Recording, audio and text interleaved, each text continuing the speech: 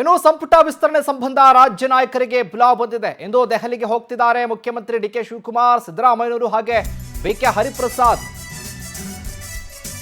ಕೊನೆಗೂ ಕೂಡ ಕಾಲ ಕೂಡಿ ಬಂದಂತೆ ಕಾಣಿಸ್ತಾ ಇದೆ.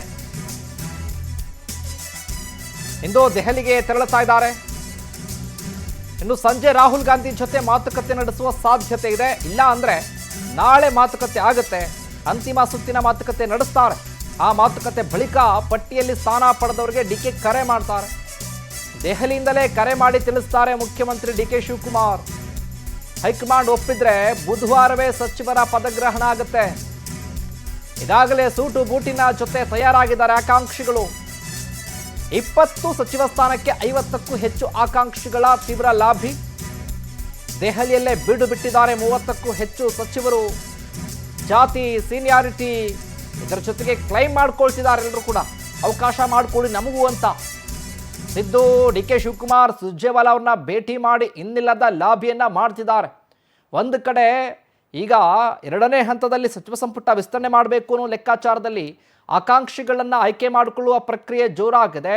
ಹಲವು ಬಾರಿ ದೆಹಲಿಗೆ ಹೋಗಿ ವಾಪಸ್ ಬಂದಿದ್ರು, ನಿರಾಸೆಯಾಗಿತ್ತು. ನಿರಂತರವಾಗಿ ಲಾಬಿ ಮಾಡ್ತಾ ಇದ್ರು. ಕೊನೆಗೂ ಕೂಡ ಕಾಲ ಕೂಡಿ ಬಂದಿದೆ. ಇನ್ನು ಕೇವಲ ಇರೋದು 2 ವರ್ಷ. ಆ 2 ವರ್ಷದ ಒಂದು ಸ್ಥಾನಕ್ಕಾಗಿ ಇನ್ನಿಲ್ಲದ ಕಸರತ್ತನ್ನು ಮಾಡ್ತಾ ಇದ್ದಾರೆ. ಇವತ್ತು ದೆಹಲಿಗೆ ಹೋಗ್ತಿದ್ದಾರೆ ಮುಖ್ಯಮಂತ್ರಿಗಳು, ಸಿದ್ದರಾಮಯ್ಯನವರು ಹಾಗೆ ಬಿಕೆ ಹರಿಪ್ರಸಾದ್. ಇವ್ರು ಸೇರ್ಕೊಂಡಂತೆ ರಾಹುಲ್ ಗಾಂಧಿ ಜೊತೆ ಚರ್ಚೆಯನ್ನು ಮಾಡ್ತಾರೆ.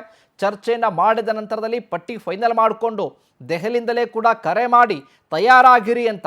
ಏನಾದರೂ ಕೂಡ ಹೈಕಮಾಂಡ್ ನಾಯಕರು ಬುಧವಾರವೇ ಪದಗ್ರಹಣ ಮಾಡಿ ಅಂತ ಏನಾದರೂ ಸೂಚನೆ ಕೊಟ್ಟರೆ ಅವತ್ತೇ ಕೂಡ ಪದಗ್ರಹಣವನ್ನು ಮಾಡಿ ಹೊಸ ಸಚಿವರನ್ನ ಪದಗ್ರಹಣದಲ್ಲಿ ನೋಡಬಹುದಾಗಿದೆ.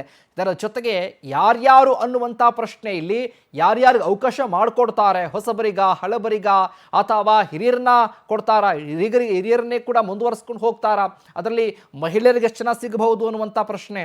ಈ ಎಲ್ಲ ಲೆಕ್ಕಾಚಾರ ಕೂಡ ಇವತ್ತು ಅಥವಾ ನಾಳೆ ಫೈನಲ್ ಆಗಿಬಿಡುತ್ತೆ. ಪಟ್ಟಿ ಕೂಡ ಫೈನಲ್ ಮಾಡ್ಕೊಂಡು ಬರ್ತಾರೆ. ಇಲ್ಲಿ ಹೆಚ್ಚಿನ ಒಲವನ್ನು ತೋರಿಸ್ತಾ ಇದ್ದಾರೆ ಹೈಕಮಾಂಡ್ ನಾಯಕರು ಯೂತ್ಸ್ಗೆ ಕೊಡಬೇಕು ಅಂತ ಹೇಳಿ.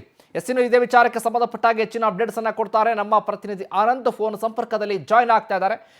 ನೋಡ್ತಾ ಇದ್ದೀವಿ, ಕೊನೆಗೂ ಕೂಡ ಕಾಲ ಕೂಡಿ ಬಂದಂತೆ ಕಾಣಿಸ್ತಾ ಇದೆ. ಸಂಪುಟ ವಿಸ್ತರಣೆ ಮಾಡೋದಕ್ಕೆ ನಾಳೆ ಫೈನಲ್ ಆಗಿಬಿಡುತ್ತೆ. ಬುಧವಾರ ಪದಗ್ರಹಣ ಆಗುತ್ತಾ ಹಾಗಾದ್ರೆ ಅನ್ನುವಂಥ ಪ್ರಶ್ನೆ. ಈ ವಿಚಾರವಾಗಿ ಅಪ್ಡೇಟ್ಸ್ ಕೊಡೋದಾದ್ರೆ ಖಂಡಿತವಾಗ್ಲೂ ಶಿವಕುಮಾರ್, ಪ್ರಮುಖವಾಗಿ ಇವತ್ತು ರಾಜ್ಯ ನಾಯಕರಿಗೆ ಹೈಕಮಾಂಡ್ ಬುಲಾವ್ ಕೊಟ್ಟಿರ್ತಕ್ಕಂಥ ಹಿನ್ನೆಲೆಯಲ್ಲಿ ಬೆಳಗ್ಗೆ 9 ಡಿಕೆ ಶಿವಕುಮಾರ್, ಸಿದ್ದರಾಮಯ್ಯ ಹಾಗೆ ಬಿಕೆ ಹರಿಪ್ರಸಾದ್ ಅವರು ದೆಹಲಿಗೆ ಹೋಗ್ಲಿದ್ದಾರೆ.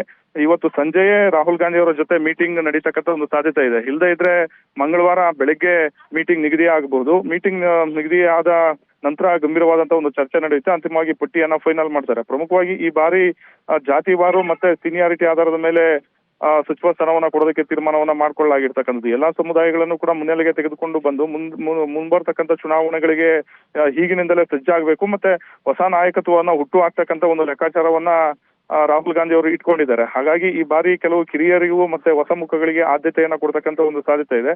ಜೊತೆಗೆ ಪ್ರಾದೇಶಿಕವಾರು, ಜಿಲ್ಲಾವಾರು ಅಸಮಾನತೆ ಏನಿದೆ ಅದನ್ನು ಕೂಡ ತೊಡಗಿಸಬೇಕು. ಈ ಒಂದು ನಿಟ್ಟಿನಲ್ಲಿ ಯಾವ ಒಂದು ಮಾನದಂಡಗಳನ್ನ ಇಟ್ಕೊಂಡು ಹೈಕಮಾಂಡ್ ಸಂಪುಟ ವಿಸ್ತರಣೆ ಮಾಡುತ್ತೆ ಅನ್ನೋ ಒಂದು ಕುತೂಹಲ ಸದ್ಯಕ್ಕೆ ಇದೆ. ಸದ್ಯ ಹಲವಾರು ಸಚಿವಾಕಾಂಕ್ಷಿಗಳು ದೆಹಲಿಗೆ ಹೋಗಿದ್ದಾರೆ. ನಿನ್ನೆ ರಾತ್ರಿಯಿಂದಲೇ ಎಲ್ಲರೂ ಕೂಡ ದೆಹಲಿ ಫ್ಲೈಟ್ ಹಿಡಿದಿದ್ದಾರೆ. ಸುಮಾರು 30ಕ್ಕೂ ಹೆಚ್ಚು ಸಚಿವಾಕಾಂಕ್ಷಿಗಳು ಈಗಾಗಲೇ ದೆಹಲಿಯಲ್ಲಿ ಬಿಟ್ಟಿರ್ತಕ್ಕಂಥದ್ದು.